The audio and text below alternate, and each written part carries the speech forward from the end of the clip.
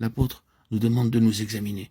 Il dit, « Or nous tous, contemplant à face découverte, ou dans le visage découvert reflète, ou qui contemplons dans un miroir la gloire du Seigneur, nous sommes transformés en la même image de gloire en gloire par le Seigneur, en esprit. » 2 Corinthiens 3, 18.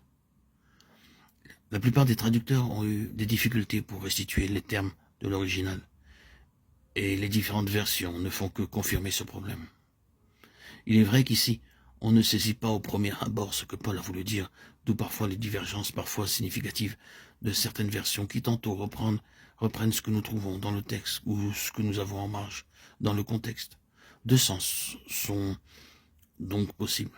Cela signifie-t-il que nous sommes un miroir, qu'une image est projetée sur nous et puis qu'elle se reflète? Ou est-ce que cela signifie que Christ est ce miroir et que nous regardons en lui et qu'il reflète la gloire de Dieu?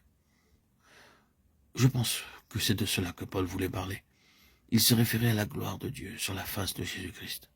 Je pense que le mot face ici est réellement l'équivalent de miroir. Je sais qu'en grec, face et miroir n'est pas le même mot. Mais ici, cette analogie donne du sens. Le miroir ici, c'est la face de Jésus-Christ. Et nous contemplons la face de Jésus-Christ. C'est, me semble-t-il, ce que l'apôtre voulait dire ici. Ensuite, le mot « contempler » est un terme très significatif. Cela ne signifie pas seulement regarder, mais fixer notre regard.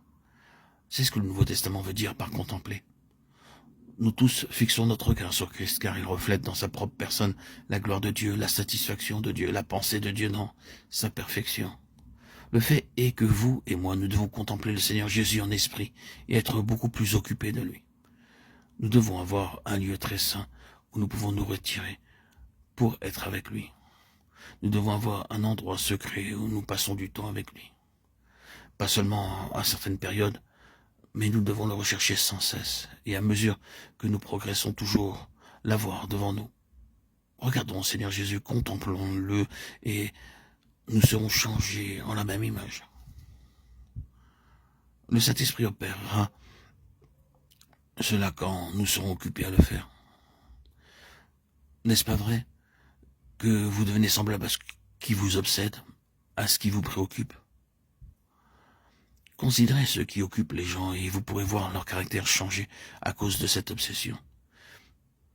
Ils deviennent comme ceux qui les obsèdent. Ils changent. Ils deviennent différents. Cette chose a une emprise sur eux et ils ne peuvent pas penser à autre chose, parler d'autre chose. Et cela change leur caractère. L'apôtre Paul dit, « Pour moi, vivre, c'est Christ, étant occupé par lui. » En réalité, ce terme est impropre, mais ce serait cependant une bonne chose s'il devenait notre obsession, notre continuelle occupation. Quand nous fixons fermement les regards sur lui, l'esprit nous change en la même image.